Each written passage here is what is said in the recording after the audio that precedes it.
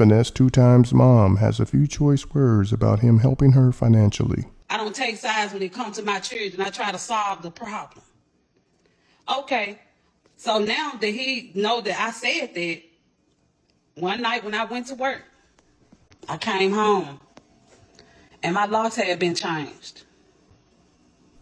I couldn't understand why my key wasn't fitting my door. You know what I'm saying?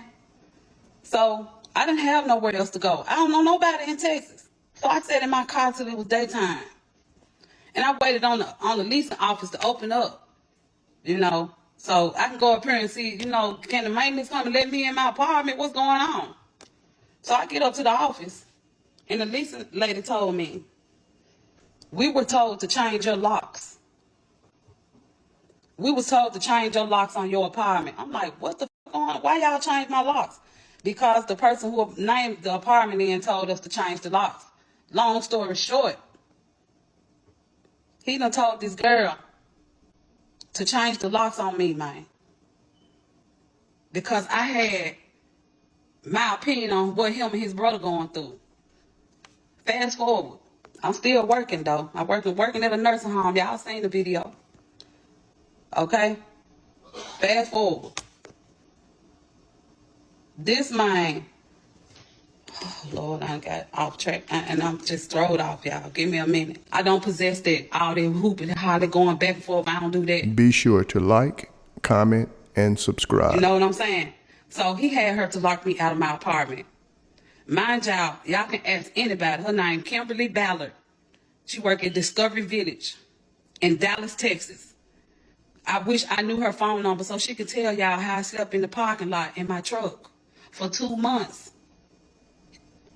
She offered me pillows to come in there and sleep in a resident room. Understand me, man. Going forward. I worked and that lady let me get all the hours I wanted to get. And I was able to get me a little apartment down in Fort Worth. Mind you, Rick out of jail.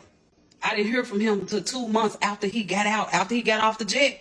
I never heard nothing from him until 2 months after he got out of jail.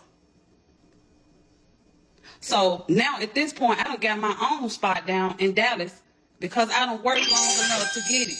You know what I'm saying? So I'm doing my thing, working and everything, and I guess he had a change of heart. And he called me. And me being his mama, I fell for it. And I thought when he called for me again to come to Houston, that it was genuine. That he didn't mean to do me like that. He fresh out, he don't know. He think everybody against him. He think everybody hurting him some type of way. So I took that and I brushed it off. That's to the people that's saying, well, if he did it to you 3 times, why you keep going back? I'm trying to tell y'all. He told me, he said, Mama, come to Houston. I'm going to get you a house and everything, Mama. When you come out here, I got you. Mind y'all, I had just got my apartment from being kicked out. So guess what I did? I packed my bags and I left. And I moved to Houston. I came out here. At that time, he had a real big house downtown. A real big 3-story house with elevators and shit in it. Okay, so I done came back. Right? I'm there with them. Everything going good because at that time, he had just got signed. Everything going good at the same time. While I was in Dallas, I asked him, I said, Rick, pay for a dispatcher class for me. So I can get me a box truck or something, get my own shit going. So I can have my own lane and do my own thing.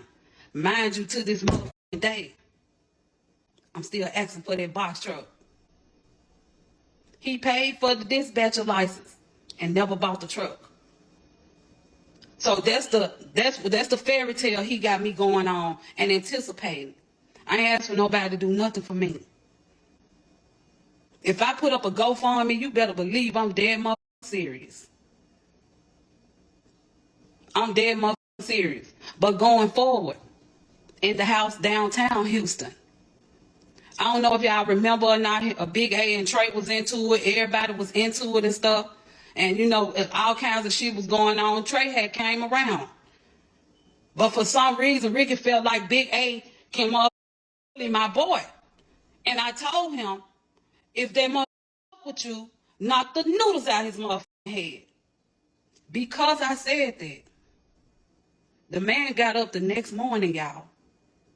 Got all his little flunkies that he have around him. Packed, mind you, my room on the 3rd floor of the house. I don't hear nothing going on downstairs. Nothing. I don't feel nothing going on downstairs.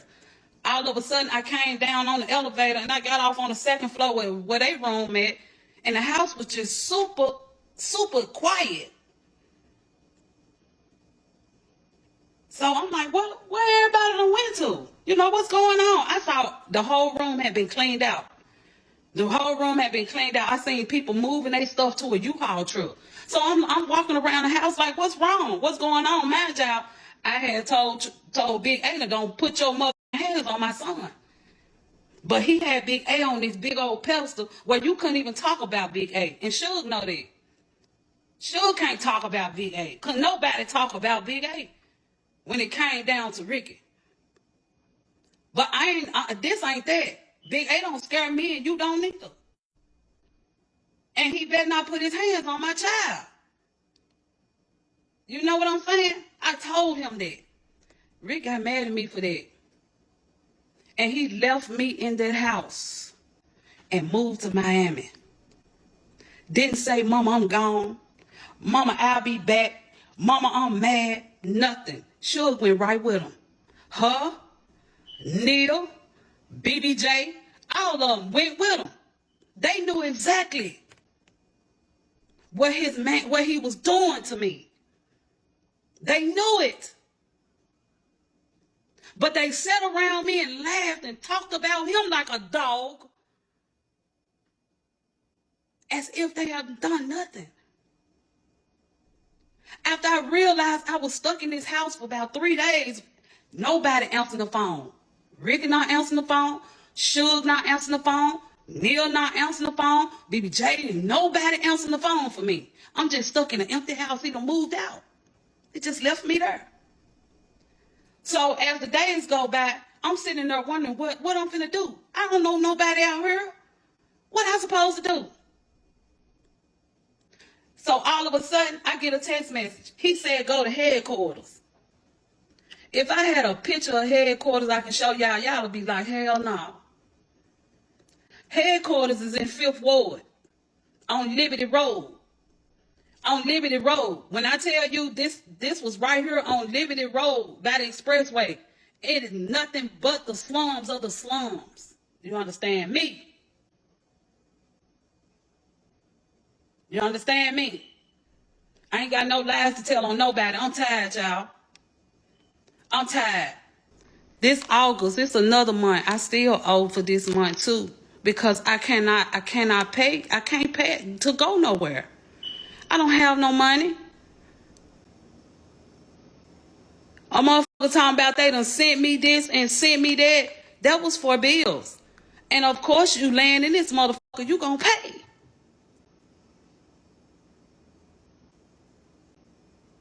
The disrespect at all high.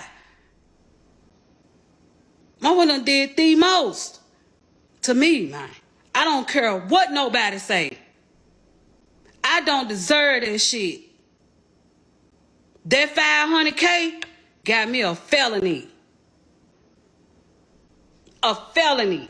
All because I'm trying to work and buy a couch to go in my motherfucking living room. And I got scammed. They got me. They got me. I didn't take nothing from nobody. They got me. Them folks sent their money to my account.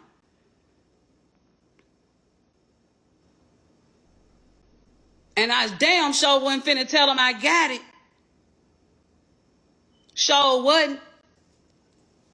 So yeah, I got a charge. And guess what? And I got a public defender. But everybody else got lawyers. Y'all make that shit make sense, man.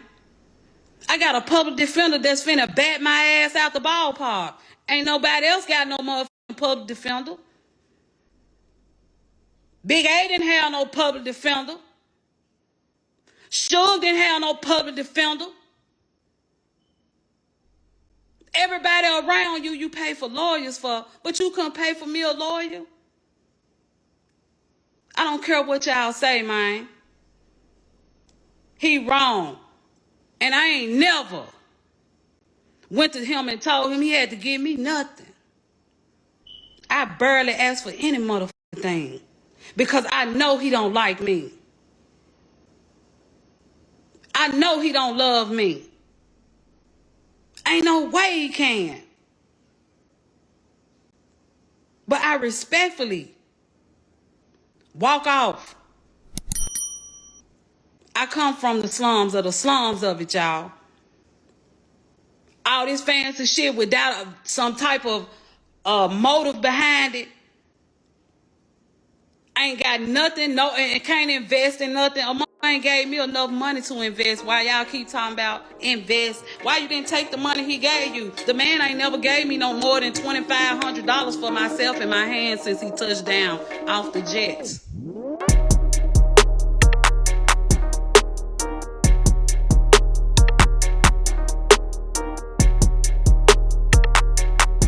Thanks for tuning in to 9 Mag TV.